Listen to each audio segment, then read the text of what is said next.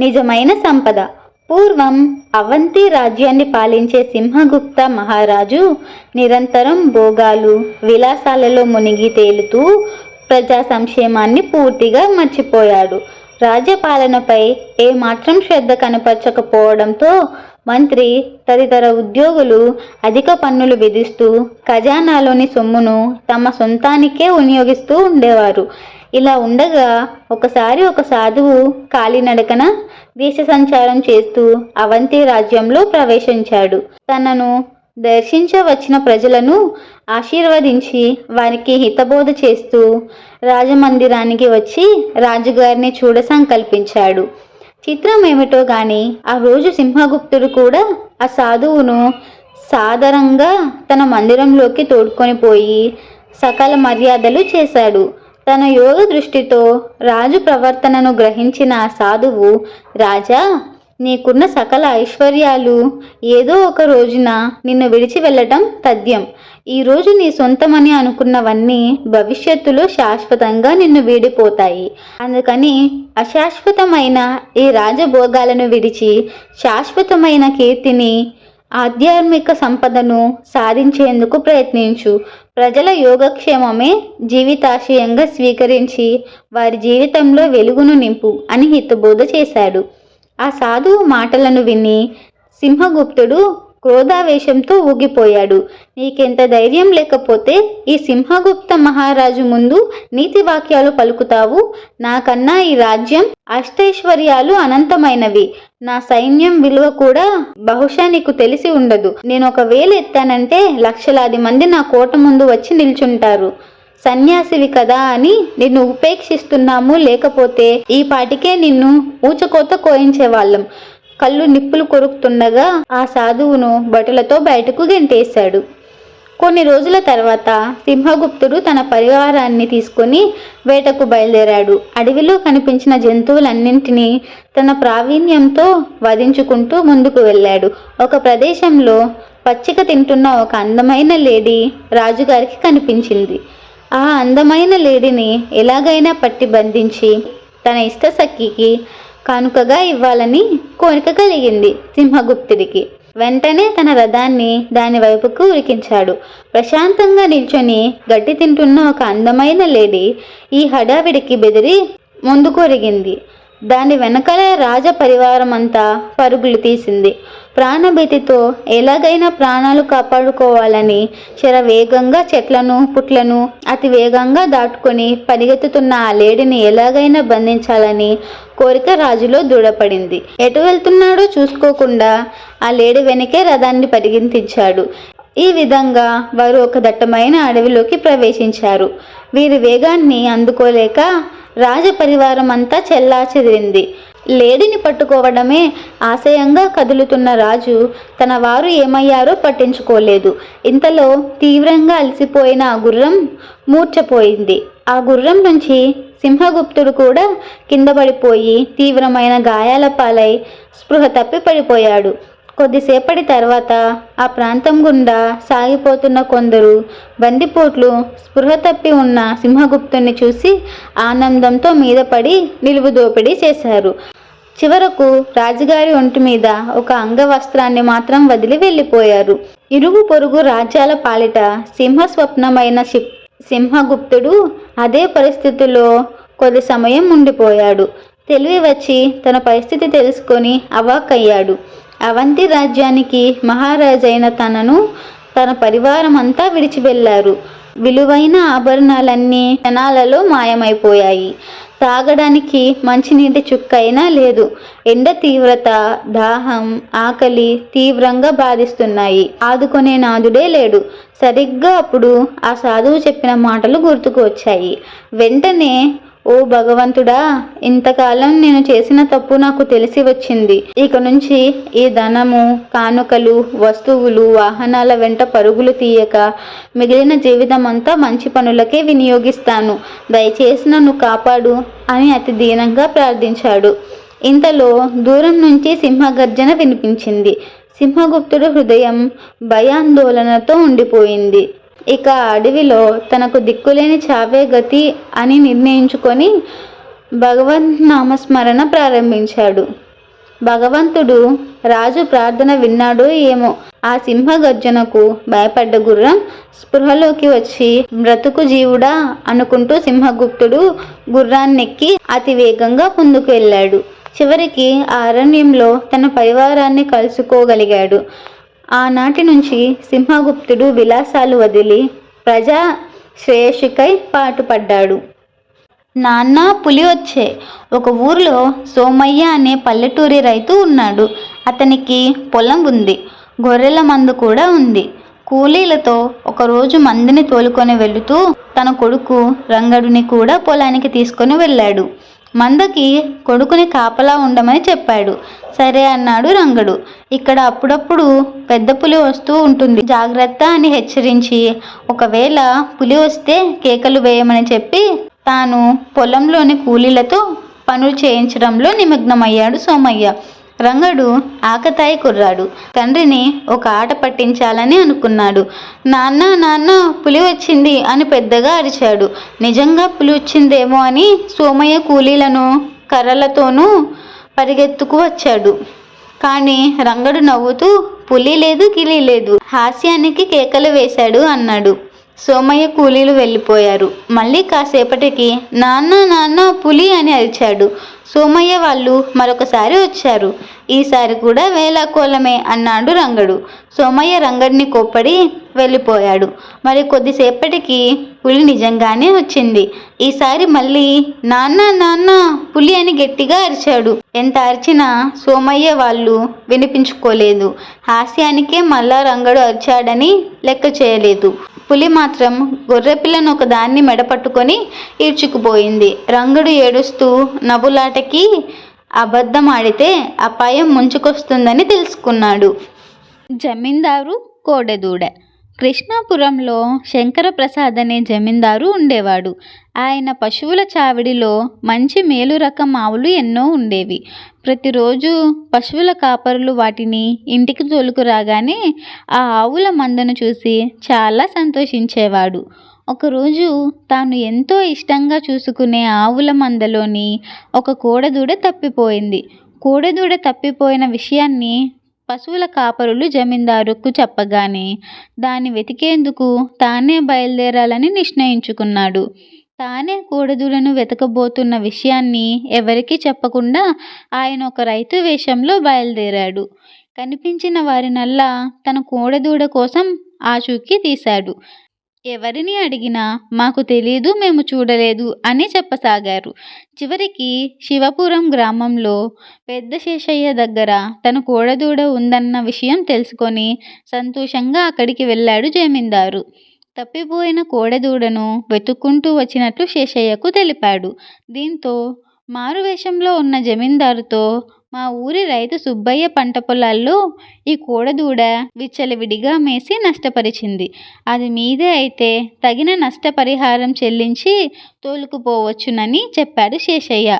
పశువుల చావిడిలో కట్టేసి ఉన్న కోడెదూడను చూసిన జమీందారు అది తనదే అని నిర్ధారించుకున్న తర్వాత శేషయ్యకు నష్టపరిహారం చెల్లించి దానిని తీసుకెళ్లాడు. జమీందారు వెళ్ళిపోయిన తర్వాత తన ఇంటి చుట్టుపక్కల్లోనే ఒక చేతి ఉంగరం దొరికింది. దాన్ని పరీక్షించి చూడగా దానిపై జమీందారు ముద్ర కనిపించింది. వెంటనే తేరుకున్న శేషయ్య జమీందారు దగ్గరికి వెళ్ళి జరిగిన విషయం అంతా వివరించి చెప్పాడు. అప్పుడు జమీందారు మాట్లాడుతూ, శేషయ్య, ఆ ఉంగరం నేనే కావాలని నీ ఇంట్లో జారు విడిచాను. రైతు వేషంలో వచ్చింది కూడా నేనేనని చెప్పాడు. దీంతో వెంటనే అందుకున్న శేషయ్య, మరి తమరు విషయం చెప్పకుండా దాచారెందుకు? దీనికి నేను చాలా బాధపడుతున్నానని అన్నాడు. అప్పుడు జమీందారు నవ్వుతూ, బాధపడాల్సిన అవసరం లేదు శేషయ్య. నేను నిజం చెప్పినట్లయితే నువ్వు నష్టపరిహారం తీసుకోకుండానే నా కోడెదూడను ఇచ్చేసేవాడివి. నా ధర్మం నెరవేర్చే అవకాశం నాకు ఆ రకంగా కలిగినందుకు నేను సంతోషిస్తున్నాను. నీ బుద్ధిని పరీక్షించాలనే నేను అలా చేశాను. నా పరీక్షలో నువ్వు ధర్మంగా ప్రవర్తించి నెగ్గావని చెప్పాడు. దీంతో విషయం అర్థం చేసుకున్న శేషయ్య జమీందారికి నమస్కరించి ఇంటి దారి పట్టాడు. మర్యాద రామన్న సుబ్బయ్య గుర్రం. ఒక ఊరిలో సుబ్బయ్య, శంకరయ్య అనే వ్యక్తులు పక్కపక్క ఇళ్లల్లో కాపులం ఉండేవారు. సుబ్బయ్య వ్యాపారి కాగా శంకరయ్య ఊర్లో కూలీ నాలి చేసుకొని జీవనం సాగిస్తూ ఉండేవాడు. సుబ్బయ్య అహంకారి, దుర్మార్గమైన మనస్తత్వం కలిగినవాడు. శంకరయ్య చాలా మంచివాడు, నిజాయితీపరుడు. ఒకరోజు సుబ్బయ్య ఏదో పని మీద పక్క ఊరు వెళ్తూ, శంకరయ్య, నేను పక్కనే ఉండే శివపురానికి వెళ్తున్నాను. తిరిగి వచ్చేందుకు వారం రోజుల దాకా పట్టవచ్చు. అప్పటిదాకా నా గుర్రాన్ని నీ ఇంట్లో కట్టేసి వెళ్తాను అని అన్నాడు. దీంతో మంచివాడైన శంకరయ్య సరేనని గుర్రాన్ని తన ఇంటి వరండాలో కట్టేసుకున్నాడు. సుబ్బయ్య ఊరెళ్ళిన తర్వాత 2 రోజుల పాటు బాగా ఆరోగ్యంగానే ఉన్న గుర్రం 3వ రోజు అకస్మాత్తుగా జబ్బుపడి చనిపోయింది. ఏం చేయాలో, సుబ్బయ్యకి ఏమని చెప్పాలో తెలియని శంకరయ్య దేవుడా అంటూ తలపట్టుకొని బాధపడుతూ కూర్చున్నాడు. ఇక చేసేదేముంది? సుబ్బయ్య వచ్చాక ఆ గుర్రం ఖరీదు కట్టిచ్చేస్తే సరిపోతుందని తనను తాను సముదాయించుకున్నాడు. చెప్పినట్టుగానే వారం రోజుల తర్వాత వచ్చాడు సుబ్బయ్య. గుర్రం చనిపోయిన విషయం తెలుసుకున్న సుబ్బయ్య ఆగ్రహంతో, చూడు శంకరయ్య, నేను గుర్రాన్ని అప్పగించి వెళ్ళాను. ఇప్పుడు నా గుర్రం నాకు కావాలి. దానికి బదులుగా డబ్బులు కానీ మరే ఇతర గుర్రం కానీ వద్దు. ఏమైనా చెయ్యి, నాకు దాంతో సంబంధం లేదు అని తెగేసి చెప్పాడు. దీంతో ఏమీ పాలుబోని శంకరయ్య మర్యాద రామన్న వద్దకి వెళ్ళి జరిగిందంతా చెప్పి వాపోయాడు. అంతా విన్న మర్యాద రామన్న ఒక గొప్ప ఎత్తు వేసి వివరంగా చెప్పి శంకరయ్యను పంపించాడు. మర్యాద రామన్న సలహా మేరకు కాచు కూర్చున్న శంకరయ్య ఇంటికి గుర్రం గురించి అడిగేందుకు వచ్చాడు సుబ్బయ్య. రావడమే కాకుండా గోడకు ఆనించి పెట్టిన పెద్ద పెద్ద కుండలను పొరపాటున బద్దలు కొట్టేశాడు. దీంతో అయ్య బాబోయ్, నా కుండలు బద్దలైపోయాయి సుబ్బయ్య, ఇప్పుడెలా అని గట్టిగా అరిచాడు శంకరయ్య. దీనికోసం ఇంత రాద్ధాంతం చేయాలా శంకరయ్య? వాటి ఖరీదు నేను కట్టేస్తాను, లేకపోతే వేరే కుండలను కొనిస్తాను అన్నాడు సుబ్బయ్య. అయ్యో, అలా చెబుతారేంటి? నాకు నా కుండలే కావాలి, వేరేవి వద్దు అని గట్టిగా పట్టుబడ్డాడు శంకరయ్య. సుబ్బయ్య శంకరయ్యలు ఎంతోసేపు వాదించుకున్నా సమస్యకు పరిష్కారం దొరకకపోవడంతో చివరకు ఇద్దరూ కలిసి మర్యాద రామన్న ఇంటికి వెళ్ళారు. ఇద్దరి మాటలను ఓపికగా విన్న మర్యాద రామన్న సుబ్బయ్యను మందలించి గుర్రం ఖరీదును శంకరయ్య వద్ద తీసుకొని అతడి కుండల ఖరీదును చెల్లించమని తీర్పు చెప్పాడు. దీంతో తప్పు తెలుసుకున్న సుబ్బయ్య పశ్చాత్తాపంతో ఇంటికి దారిపట్టాడు. ధర్మ విజయం. ఒక ఊరిలో రాజమ్మ అనే ఒక వృద్ధ వితంతువు ఉండేది. ఆమె వద్ద 100 బంగారు నాణాలు ఉండేవి. వయసు మీద పడడంతో రాజమ్మ తీర్థయాత్రలకు బయలుదేరాలనుకుంది. ఆమె దగ్గరున్న బంగారు నాణాలను ఒక సంచిలో వేసి లక్కతో కట్టేసింది. ఆ నాణాల సంచిని పొరిగింటి షావుకారుకు దాచమని ఇస్తూ, అయ్యా, ఒకవేళ నేను తిరిగి వచ్చినట్లయితే నా నాణాలు సంచిని తీసుకొని నీ సేవకు ప్రతిఫలంగా 10 బంగారు నాణాలు ఇస్తాను. నేను రాకపోయినట్లయితే ఈ సంచి నీదే అని చెప్పింది. రాజమ్మ వెళ్ళిన వెంటనే షావుకారు సంచిలోకి 100 బంగారు నాణాలు లెక్క పెట్టాడు. ఆ నాణాలను దక్కించుకోవాలని ఒక పన్నాగం పన్నాడు. రాజమ్మ తీర్థయాత్రలు ముగించుకొని తిరిగి వచ్చి తన బంగారు నాణాల సంచిని ఇవ్వమని కోరగా షావుకారు సంచిని ఆమెకు అందించాడు. ఇంటికి వెళ్ళిన తర్వాత రాజమ్మ షావుకారుకు మాట ఇచ్చినట్లు 10 బంగారు నాణాలు ఇవ్వడానికి సంచి బీరడ తొలగించి చూడగా సంచిలో బంగారు నాణాలకు బదులుగా ఇనుప నాణాలు ఉన్నాయి. ఆమె ఆ సంచి తీసుకొని షావుకారు దగ్గరికి వెళ్ళి జరిగిందంతా వివరించింది. కానీ షావుకారు తనకేమీ తెలియదని బుకాయిస్తూ తనకు రావాల్సిన 10 బంగారు నాణాలు ఇవ్వాలని ఒత్తిడి చేశాడు. రాజమ్మ న్యాయం కోసం రాజు వద్దకు వెళ్ళి జరిగిన విషయమంతా చెప్పింది. రాజు షావుకారును న్యాయస్థానానికి రప్పించి, ఈ విషయంపై నీవేమి చెప్పాలనుకుంటున్నావు అని అడిగాడు. అప్పుడు షావుకారు, నాకేమీ తెలీదు మహారాజా, ఎవ్వ నాకు ఒక లక్కతో బిగించిన సంచిని భద్రపరచమని ఇచ్చింది. నేను తిరిగి భద్రపరిచి అప్పగించాను. ఇంతవరకు నాకు రావాల్సిన రుసువు అందలేదు అన్నాడు. ఇద్దరి వాదనలు విన్న రాజు సంచిని నిశితంగా పరిశీలించాడు. సంచికి చేసిన రంధ్రం, దానిని నిపుణులతో కుట్టిన క్రమం రాజును ఆలోచించేలా చేసింది. రాజు రాజమ్మను షావుకారును 2 రోజుల తర్వాత న్యాయస్థానంలో హాజరు కావాలని ఆదేశించాడు. ఈ క్రమంలో రాజు పట్టణంలోని నిపుణులైన కుట్టుపని వారిని తన ఆస్థానానికి రప్పించి వారికి ఆ సంచిని చూపించాడు. వారిలో ఒకడు ఆ సంచిని షావుకారు అడిగితే కుట్టించానని చెప్పాడు. 2 రోజులు గడిచిన తర్వాత రాజమ్మ షావుకారు రాజుగారి ఆస్థానంలో హాజరయ్యారు. రాజు రాజమ్మకు అనుకూలంగా తీర్పు ఇచ్చాడు. షావుకారు తను తప్పు చేయలేదని వాదించాడు. అప్పుడు రాజు ఆ కుట్టు పని వాడిని చూపించాడు. అంతే, షావుకారు తప్పు ఒప్పుకున్నాడు. మొత్తం బంగారు నాణాలు రాజమ్మకి ఇవ్వవలసిందిగా షావుకారును రాజు ఆదేశించాడు. షావుకారు తనకి రావాల్సిన 10 బంగారు నాణాలను కూడా జరిమానా రూపంలో కోల్పోయాడు. రాజమ్మ కోరిక మేరకు రాజు షావుకారుకు జైలు శిక్ష విధించలేదు. నిజాయితీ. ఒక బాలుడు ఇంటి వసారాల్లో కూర్చొని శ్రద్ధగా లెక్కలు చేసుకుంటున్నాడు. అవి వాళ్ళ ఉపాధ్యాయుడు ఇంటి వద్ద చేసుకొని రమ్మని ఇచ్చిన లెక్కలు. ఆ బాలుడు ఒకటి తప్ప మిగిలిన అన్ని లెక్కలు చేశాడు. ఆ ఒక్క లెక్క ఎట్లా చేయాలో అతనికి తోచలేదు. అతడు లెక్కల పుస్తకం తీసుకొని ఓ స్నేహితుడి ఇంటికి వెళ్ళాడు. అక్కడ ఆ స్నేహితుడి అన్నగారు ఉన్నారు. ఆయన ఆ లెక్కను ఎట్లా చేయాలో ఆ బాలుడికి చెప్పాడు. అతడు ఇంటికి వచ్చి ఆ లెక్క కూడా వేశాడు. మర్నాడు తరగతిలో ఉపాధ్యాయుడు పిల్లలు ఇంటి వద్ద చేసుకొచ్చిన లెక్కలు చూడటం మొదలుపెట్టాడు. అందరూ పుస్తకాలు చూడటం పూర్తయింది. అన్ని లెక్కలు సరిగ్గా చేసినవాడు ఈ బాలుడు ఒక్కడే. ఆయనకు చాలా సంతోషం కలిగింది. ఆ బాలుడికి ఒక బహుమతిని ఇస్తాను అన్నాడు. ఆ బాలుణ్ణి తన దగ్గరకు రమ్మని పిలిచాడు. ఆయన తన బల్ల సరుగులో బహుమతిగా ఇవ్వతగిన వస్తువును వెతుకుతున్నాడు. ఆ బాలుడు లేచి నిల్చున్నాడు, కానీ ఉపాధ్యాయుడు వద్దకు వెళ్ళలేదు. ఉపాధ్యాయుడు తల ఎత్తి చూశాడు. ఆ బాలుడు ఏడుస్తున్నాడు. ఆయనకు ఆశ్చర్యం కలిగింది. ఆయన ఆ బాలుని వద్దకి వచ్చి, నాయనా, ఎందుకు ఏడుస్తున్నావు అని అడిగాడు. ఆ బాలుడు, అయ్యా, లెక్కలన్నీ సరిగ్గా చేశానని కదా మీరు నాకు బహుమతి ఇస్తున్నారు. ఈ లెక్కలు అన్నీ నేను చేయలేదు. వీటిలో ఒక లెక్క నా స్నేహితుడు అన్నగారి చేత చెప్పించుకొని చేశాను. కనుక ఈ బహుమతిని తీసుకోవడానికి నేను తగను అన్నాడు. అయితే ఏడవటం ఎందుకు అని అడిగాడు ఉపాధ్యాయుడు. లెక్కలన్నీ విద్యార్థులు స్వయంగా చేయాలని కదా మీ ఉద్దేశం. కానీ నేను ఒక లెక్కను ఇతరుల చేత చేపించుకొని చేసి మిమ్మల్ని మోసగించాను. అందుకు నన్ను శిక్షించండి అని బాలుడు ఇంకా ఏడవడం మొదలుపెట్టాడు.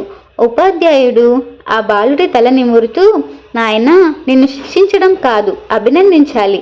నీకు బహుమతి తీసుకోవడానికి అర్హత ఇంకా పెరిగింది. అయితే ఈ బహుమతి లెక్కలు చేసినందుకు కాదు, అంతకంటే గొప్ప పనికి, నీ నిజాయితీకి అని ఆ బాలుడికి బహుమతిని ఇచ్చాడు ఉపాధ్యాయుడు. తెలివిగల పావురాలు. ఒక అడవిలో చాలా పావురాలు నివసిస్తూ ఉండేవి. కానీ అవి ఐకమత్యంగా ఉండేవి కావు. అవి ఒక్కొక్కటి వేరుపడి ఎగురుతూ ఉండేవి. అదే అడవిలో ఒక గ్రద్ద ఉండేది. అది తరచూ పావురాలను తినేది. రోజు రోజుకి తగ్గిపోతున్న పావురాల సంఖ్య పావురాలలో కంగారు, భయాన్ని నింపింది. అవన్నీ ఒక్కరోజు సమావేశమై ఈ సమస్యను ఎలా పరిష్కరించుకోవాలో ఆలోచించసాగాయి. మనం ఒక్కొక్కరం ఎగరడం వల్లే గ్రద్ద మన మీద దాడి చేస్తుంది. అదే మనం అందరం కలిసి ఎగిరితే అదేమీ చేయలేదు. కాబట్టి అందరం కలిసి ఉందాం అంది ఒక పావురం. ఆ మరుసటి రోజు నుండి పావురాలన్నీ గుంపులుగానే ఎగరసాగాయి. దాంతో గ్రద్ద దాడి చేయలేకపోయింది. అందువల్ల ఆహారం దొరకడం కూడా కష్టమైంది. ఒక ఉపాయం పన్ని గ్రద్ద పావురాల దగ్గరికి వెళ్ళింది. నేను మిమ్మల్ని చంపడానికి రాలేదు, మీతో స్నేహం చేయడానికి వచ్చాను అంది. ముందు పావురాలు నమ్మకపోయినా 2 రోజులు గ్రద్ద తమపై దాడి చేయడానికి ప్రయత్నించకపోవడం చూసి అవి నమ్మాయి. 3వ రోజు ఆ గ్రద్ద పావురాల దగ్గరికి వచ్చి, మీ గుంపును చూస్తుంటే ముచ్చటేస్తోంది. కానీ మీకు నాయకుడు అవసరం. నాయకుడు ఉంటే మీరు మరింత బాగా ఉండవచ్చు అంది. పావురాలలో ఎవరు నాయకుడిగా ఉండాలో వాటికి అర్థం కాలేదు. అంతలో గ్రద్ద, మీకు అభ్యంతరం లేకపోతే నేనే మీ నాయకుడిగా ఉంటాను అంది. అలాగే అన్నాయి పావురాలు. అయితే నాయకుడైన నాకు రోజూ భోజన సదుపాయాలు మీరే చూసుకోవాలి. కాబట్టి రోజుకో పావురం నాకు భోజనంగా రావాలి అంది గ్రద్ద. పావురాలకు గ్రద్ద దుర్బుద్ధి అర్థమైంది. వెంటనే అవన్నీ కూడబలుక్కొని గ్రద్దను తరిమేశాయి. మహారాజుకు బుద్ధి చెప్పిన సాధువు. విష్ణుపురం మహారాజు ఒకరోజు గుర్రంపై స్వారీ చేస్తూ అడవి మార్గంలో ప్రయాణిస్తున్నాడు. అలా వెళ్తుండగా పక్కనే కొంతమంది సాధువులు యాగం చేస్తుండడం గమనించాడు. అది చలికాలం అయినప్పటికీ సాధువులు భుజంపై ఉత్తరీయం కూడా ధరించకుండా ఉండటాన్ని కూడా రాజు చూశాడు. అది చూసిన రాజు మనసు నొచ్చుకుంది. వెంటనే తన సేవకులను పిలిచి ఆ సాధువులకు కావలసినవన్నీ గుడ్డలను తీసుకురమ్మని ఆజ్ఞ జారీ చేశాడు. రాజు సేవకులు వెంటనే ఆ పనికి పూనుకున్నారు. మహారాజు గుర్రం దిగి సాధువుల వద్దకు చేరుకున్నాడు. రాజు రాకను సాధువులందరూ గమనించారు. వెంటనే వారిలో ఒక సాధువు కల్పించుకుంటూ, నేను మీకేమైనా సాయపడగలనా అని అడిగాడు. సాధువు అలా అడగగానే రాజు ఆశ్చర్యపోయాడు. కానీ ఆయనకు వెంటనే చాలా కోపం కూడా వచ్చింది. అయితే కోపాన్ని తమాయించుకొని శాంతంగా ఉండేందుకు ప్రయత్నించాడు. మీ నుంచి నాకెలాంటి సహాయమూ అక్కర్లేదు. ఈ చల్లటి వాతావరణంలో ఒంటిపై గుడ్డలు లేకుండా ఉన్న మిమ్మల్ని చూశాను. వెంటనే నా సేవకులకు చెప్పి మీకోసం కొన్ని ఉన్ని గుడ్డలను తెప్పించాను అన్నట్టు నేను ఈ దేశం రాజును అని తనను తాను పరిచయం చేసుకున్నాడు మహారాజు. అయితే చిన్న చిన్న దేశాలను జయించి వాటిని కొల్లగొట్టే రాజువు నీవేనన్నమాట. దోపిడీదారుడు మాకు ఏమి ఇవ్వగలడా అని ఆ సాధువు రాజు ముఖంలోకి నిశితంగా చూస్తూ చెప్పాడు. అది విన్న రాజుకు మరింతగా ఆశ్చర్యం వేసింది. మహారాజునని చెప్పినా కూడా ఇంత ధైర్యంగా మాట్లాడుతున్న సాధువు మొహంలోని తేజస్సు ఆయనకు కొట్టొచ్చినట్లు కనిపించగా ఆలోచనలో పడిపోయాడు. ఈలోపు కల్పించుకున్న సాధువు, రాజా, నువ్వు ప్రజల హృదయాలను జయించినప్పుడే విజేతవు అవుతావు. మా వరకు మాకు ఏదీ అక్కర్లేదు. మా దగ్గర ఉన్నంతలో మేము ఇతరులకు ఇవ్వగలం. మీకు ఏమైనా సాయం కావాలా చెప్పండి అని రాజు ముఖంలోకి పరిశీలనగా చూస్తూ అన్నాడు సాధువు. తాను ఎదురు చూడని సంఘటన జరగడంతో ఆశ్చర్యంతో పాటు ఆలోచనల్లో పడిపోయిన మహారాజు సాధు మాటల్లో దాగుండే సందేశాన్ని అర్థం చేసుకున్నాడు. అన్య ప్రదేశంగా రక్తపాతం వద్దంటూ సాధువు చేసిన సూచనతో బుద్ధి తెచ్చుకున్న రాజు ఆ రోజు నుంచి యుద్ధ ప్రయత్నాలు చేసి రక్తపాతం కలిగించకూడదని గట్టిగా మనసులో అనుకున్నాడు. సాధువుకి కూడా నమస్కరించి వెంటనే అక్కడి నుంచి తన కోటకు బయలుదేరి వెళ్ళిపోయాడు.